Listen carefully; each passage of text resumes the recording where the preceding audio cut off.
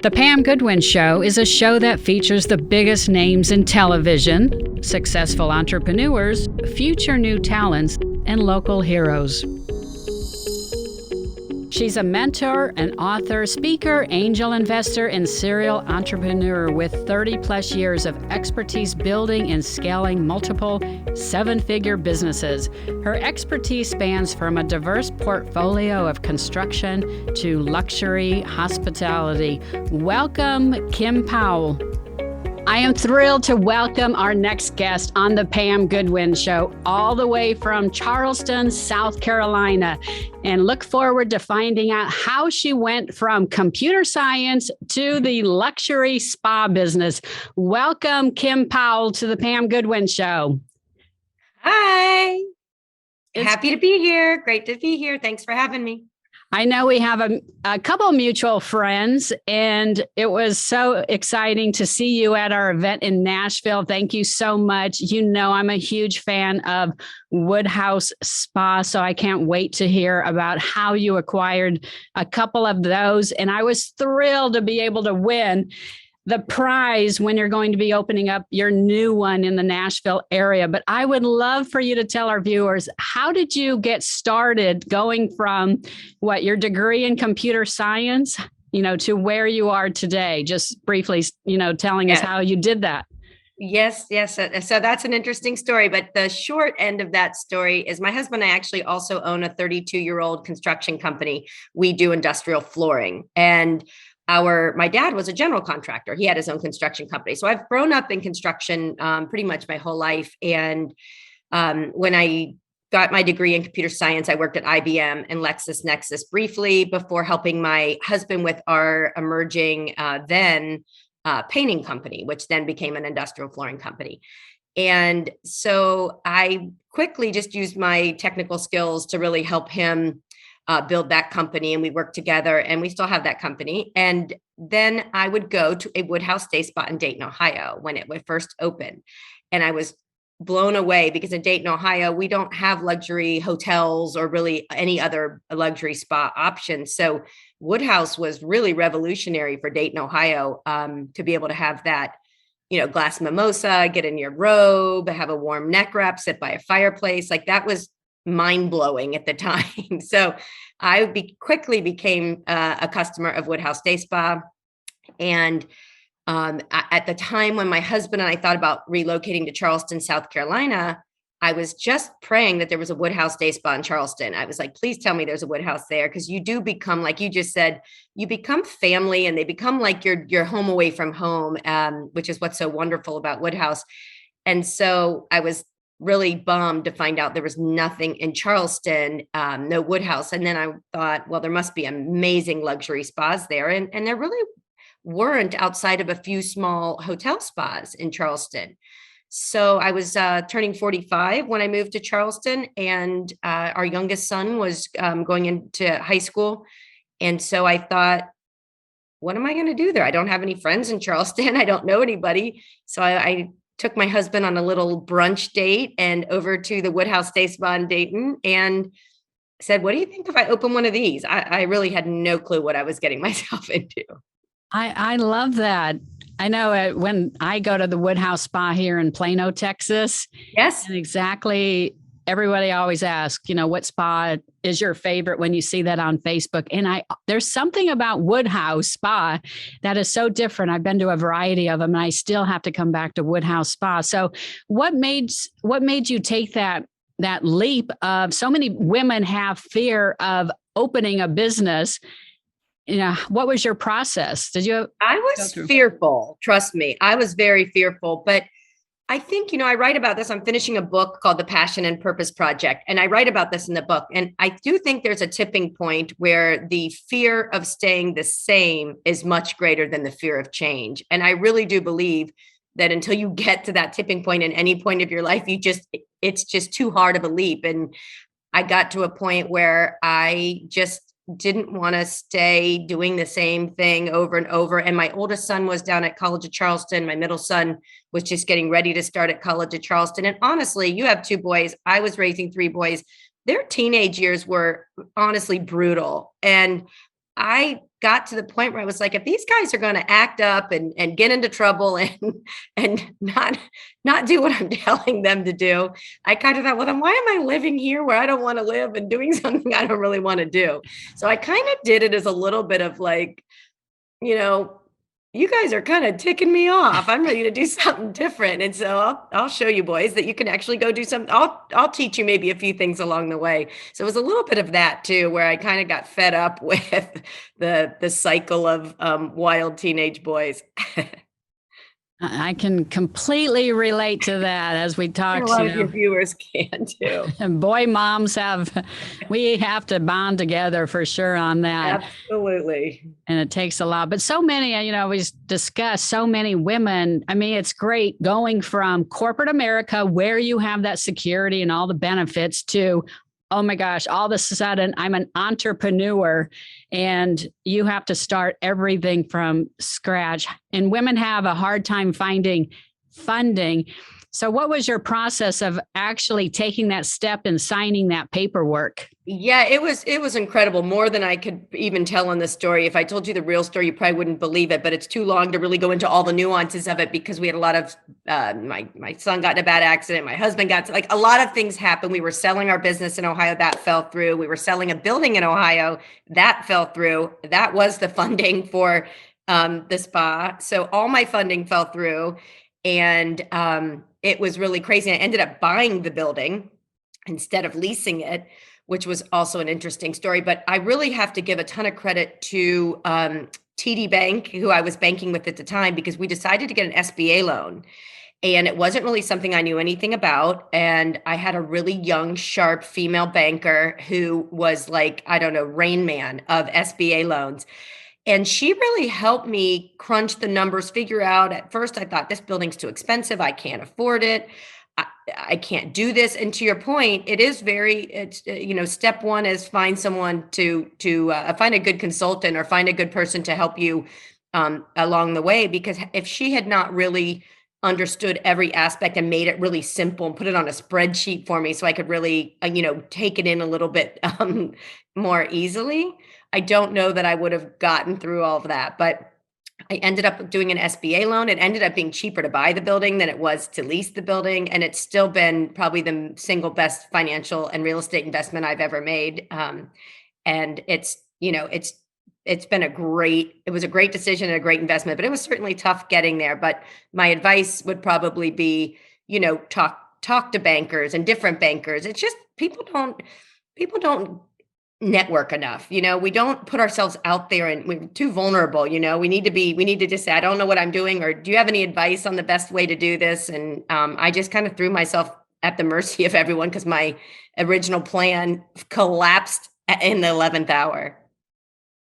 I know I'm on a mission to, have women invest in commercial real estate because so many don't. So I'm so proud of you for owning your own business versus leasing and starting to build that equity and have that investment. That's great. Yeah, we have a commercial real estate division. So my husband and I invested early into some of our buildings. Now I'm in Nashville. It's an interesting thing. I'm unable to purchase, and this is my second spa in Charleston.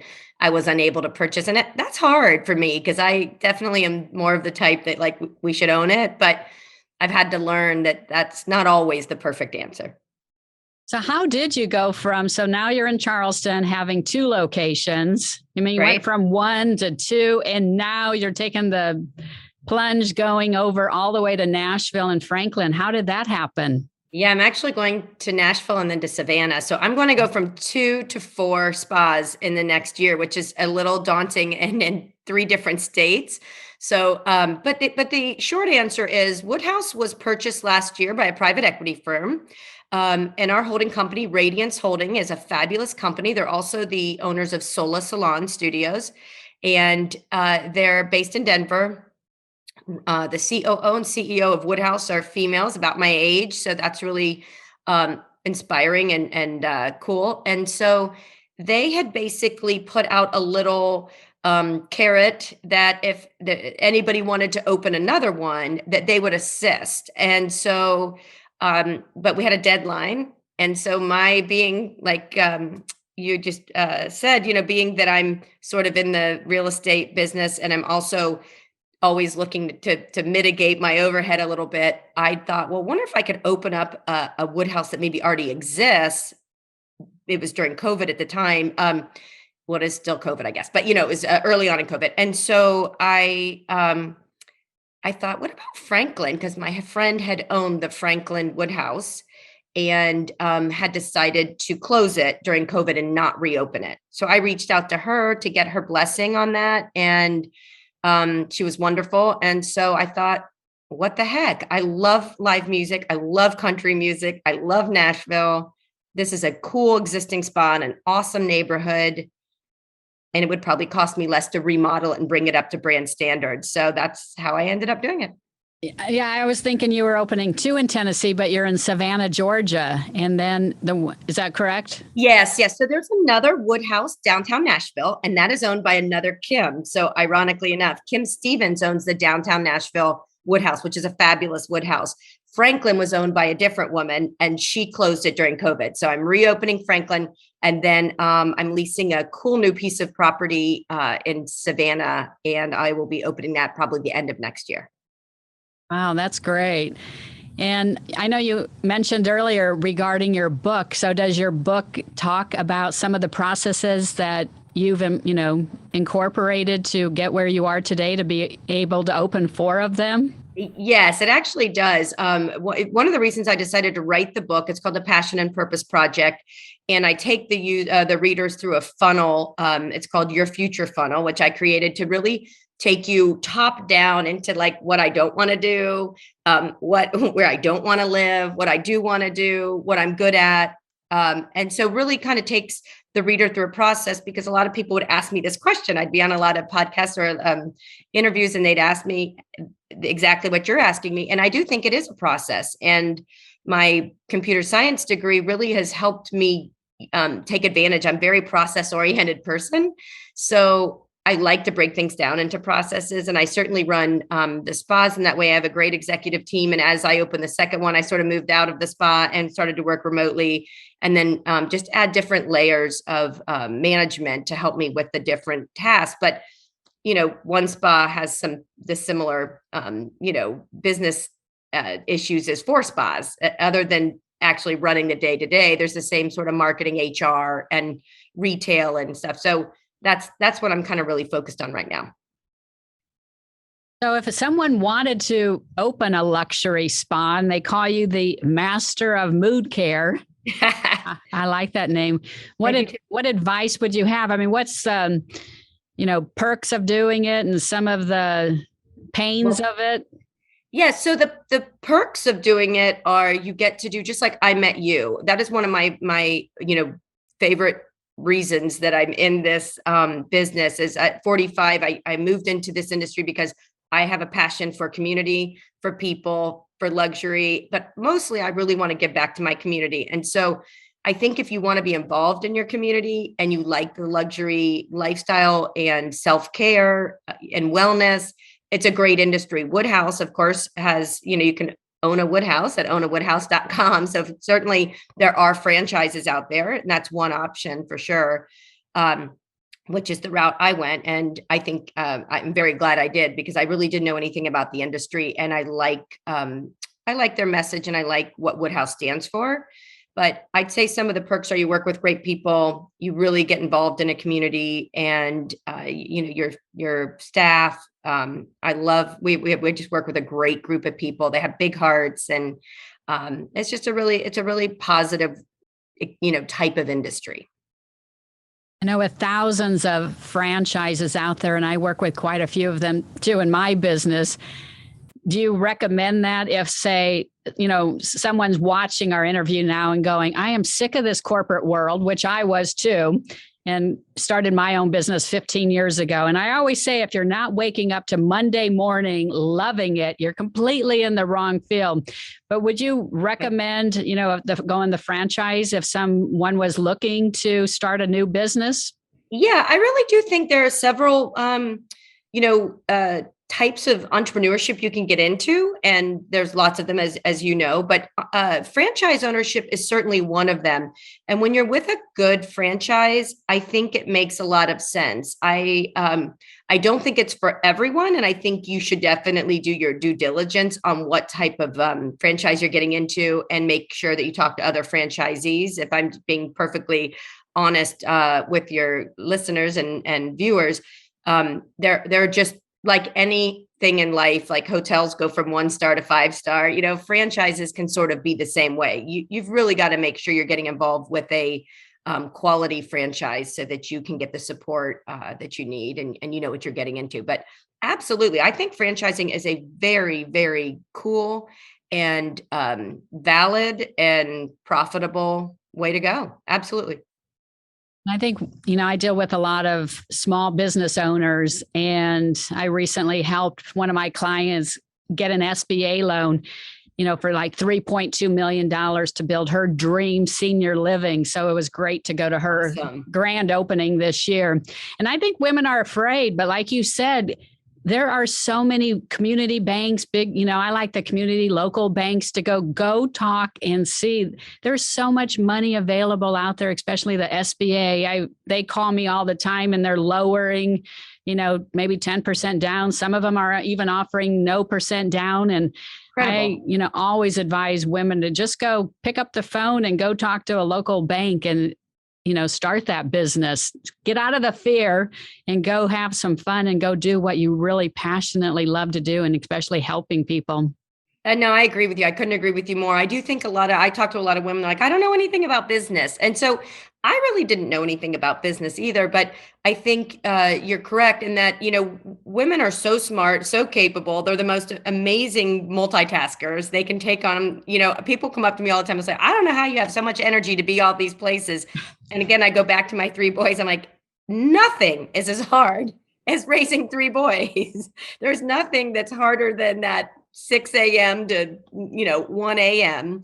that you're just constantly worrying about, one thing or the other, a football game or a wrestling match or whatever you're multitasking, keeping track of. So I think women need to understand that they've got all the skills. They just need the connections or to network a little bit. I agree. And that's why I started this show, is to really inspire women like yourself, to really go out there and take that chance, because everybody always says, I wish I would have done it sooner. Why? I didn't really have fear. I just, needed the people and the connections. And so, especially with LinkedIn today, all you have to do is put out a request of what you're looking for, and you'd be surprised of how many people will respond. Yeah, or just starting small. I mostly always go back if I'm mentoring at the college or I'm talking to entrepreneurs. I'm always like, just start small, break it down into the smallest aspect that and tiptoe into it if you need to, because once you do that, you'll realize, scaling it is usually, once you take care of the 5 sort of basic, nuts and bolts of business, you can just keep building upon that. But I do think I'm an angel investor in a startup, and we were actually there in Nashville at the event. But I do think funding for female startups is still really not great. I feel like we could do better with that, and it's been a struggle, to see these 2 friends of mine, try to get the funding they need to build something when you're actually trying to scale a startup. So I think there's more room to go, but I mean, kudos to you for doing a show like this. And I try to do this. I try to say yes to everything and go out there and talk as much as I can and mentor as much as I can, because I agree, women are they're just natural business leaders. They do great things when they have the right environment. And I think I see a lot more today. I think what's really key and what I've learned recently is to collaborate with people. We as women try to do everything ourselves. And, we both can say it takes a lot longer. So, recently really learning how to collaborate is key. Just like that event we had in Nashville and meeting Tara Joseph on that event. It started with a small idea of just having some packages, donating a small portion of it for breast cancer, and it ended up with Dolly Parton singing 16 songs. So you I never know. mean, Pinch Me was one of the highlights of my entire life. It was, but you're right. Collaboration is key, and that is what's good about a franchise, because I automatically get all these other amazing people to bounce ideas off, and it furthers your operational success greatly when you're able to assimilate best practices with other people very rapidly. So you're right. If you're not in a franchise and that's not already built into your your business the way it is now, collaborating is always better. I love to collaborate with other women. It's amazing, and men, of course, but it's amazing how rapidly something like that event can come together just when a bunch of like-minded people get on the same page and get excited about it. I think we started the idea at about 3.5 to 4 months, and then all of a sudden we had 8 women on the committee, and we all just did what we do best, and it just took off. And it was, and I was so glad you were able to be there. So thanks for being there, and especially your very, very generous donation, and especially that I won. So I know. Well, yes, winning, you won, all right, but you were a fierce competitive bidder in that situation. all right. But no, we're excited. We love to do little VIP parties at the spa. It's a big part of what we do. We love to see groups come in, girlfriends, weddings, 50th birthday parties, retire, whatever it is. We love to share those special moments with people. And I think that is one of the unique distinguishing characteristics of a Woodhouse that you really can't do that at most like hotel spas and things. So we really try to make sure that when you want to celebrate something, that we're there to kind of help you relax and do that. And also just celebrate those wins, because those are what keeps us going. I know I've taken a lot more time for self-care, more than ever, after being diagnosed with breast cancer, a lot more self-care. And I highly recommend that to women, to really do that at least once a month, not once a year. Do it twice a month, or do it a lot more, because that money is well worth it. I always ask my guests what's on their bucket list. So what do you have, personal and business, a couple of items on your bucket list? Yes. So on my bucket list, is to get the spas open in 2022. So those are big items. I tried to be really as aggressive as I could during COVID, because it was a really challenging time for us in the spa industry and in the hospitality industry, because it was, as you know, it was just very, very tough.